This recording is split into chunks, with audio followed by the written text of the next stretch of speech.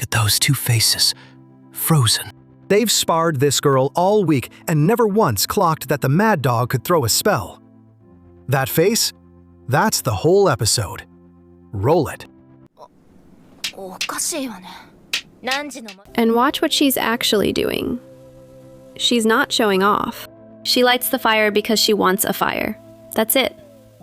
That little thing is the tell for the whole episode. Because same afternoon, she drops a Water King in one move. And this little old lady takes one look at her and calls all that power a problem. So that's the knot we're in. How is being the strongest person in the forest the thing holding you back? Quick map for anyone who watched last week and needs it. Eris talks her way into the Sword God's Hall, and the guy does the weirdest thing. He barely teaches her. He sends for rivals instead. North Emperor first, then a letter off to the Water God School. The method's just throw every style at her so she can counter whatever the dragon gods got. And I called it. Well, okay, the show called it. But the Water God shows up this week. Cane and all. That's your prediction from last week cashing in. Trickier training, like we said. Just not the shape you'd guess. Right. You hear Water God. You figure she picks up water sword stuff. She learns none of it. Hold that. It pays off in a second. So first, the joke that runs the whole episode. The trainees are ribbing Eris for living only for the sword. Watch how fast she goes from teased to just over it. Rudeus はすごいのよ。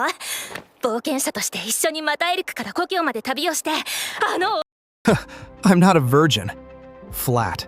Then she reels off this resume. Home from the Demon Continent, landed a hit on Orsted. On Orsted, she just drops that in there.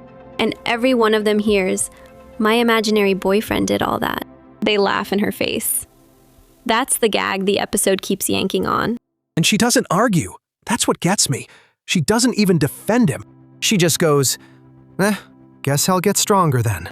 That's the comeback. Guess I'll get swole about it. Anyway, she doesn't need them to believe her.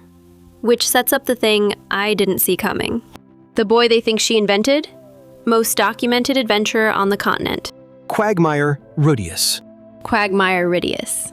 Right, they just never connected the name. Dramatic irony doing pull-ups. We know he's real.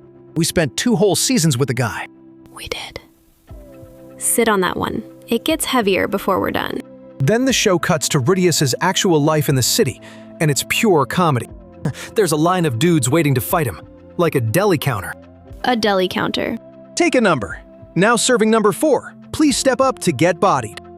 Is there a little ticket dispenser or... The little paper ticket? Yes. And the red digital number that dings. Okay, no, come back. Watch who's actually in that line though. Not rivals. Suitors.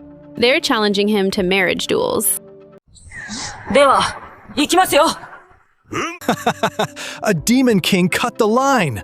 And Rudeus barely looks up. 1 hit. The immortal demon king Bodygotti struts in, demands to be beaten, goes down in 1. Played completely straight for laughs. But that's the flex, right? That's the bar Eris set for herself. She's grinding to stand next to a guy who one-shots demon kings on his, lunch break. Huh. Say that again? You're reading the comedy as her measuring stick? The gag is the stakes. They bury his power in a joke, so you feel how far she thinks she has to climb. Okay, say that's true, and the whole B-plot stops being a break from the episode. Give me a second with that one. Okay, the fight I actually want to talk about. Old lady says, before I teach you a thing, beat my apprentice. And the apprentice is a water king.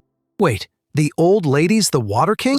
No, the old lady's the master. The apprentice, Isolde, is the water king. Right, apprentice. Go. Watch how long this takes. Don't blink. いつでもどうぞ。 That's IT? One exchange, and she's just standing there looking bored. She beat a water king. And this is where the anime kind of shrugs past something big. The source sits in it way more. So the water god style ranks people by skill, not seniority. Beginner, intermediate, advanced, on up.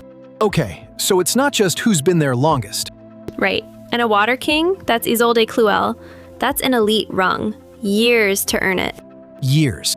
So Eris walking through her in one move?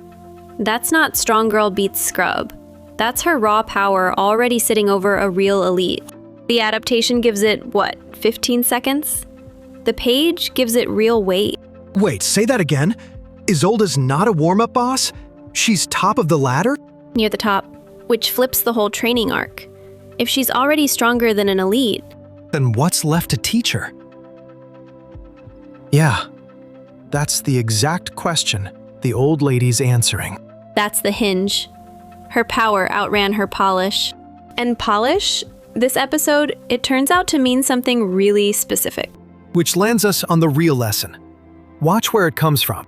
Nina, the sword saint, pulls Eris aside as they head off for the night. Listen to what she tells her to do. None of it is technique. それが何よ。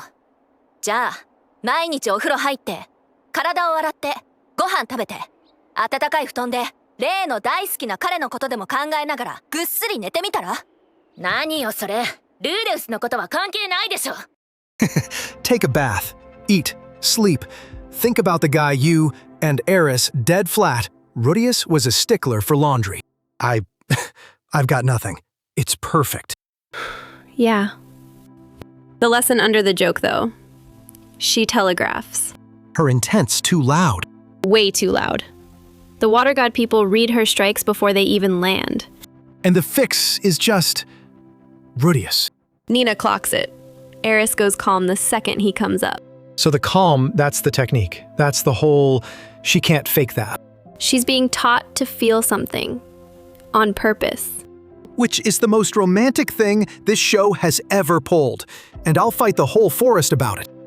See, and that's exactly where you and I split. But strip it all down, and that's the episode, really. Eris can already hit hard enough to reach him. That was never the gap. What she's actually training is the restraint. The bath speech, the sparring circle, all of it. All of it. Teaching her to hold the killing intent back. She's strong enough. She's just not steady enough. Not yet. And the only steadiness that works is him. Which is either beautiful or a little heartbreaking depending on where you're standing. Predictions, and I'm on the record. Nina let slip that sword saints hunt their own coat. You go kill a monster out in the West Forest, make the pelt into a coat, like Galen's. I'm calling it. Eris earns her own coat before this season's done. Hold me to it. I'm not confirming a thing. I'll only say they didn't animate that coat to be scenery. See? That's a yes. That's audiobook Alex for yes. It's audiobook Alex for I'm not confirming a thing. Boulder call. She takes Nina's lesson and wins a fight she's been losing. The restraint pays off, on screen, this season. More moving parts on that one. Plausible. Strong, maybe. Ask me again in a few weeks. And that's your reason to come back. Does the mad dog learn to go still, or does she just get scarier? Me? I think it's the sweetest arc in the show. Rewatch that forest scene. Watch her face when the laundry line drops. That's a girl in love doing push-ups about it. And I think she's building a whole self to reach a house that already has the lights on and the doors shut. Both can be true. Bathe first, though. Nina was right about that much.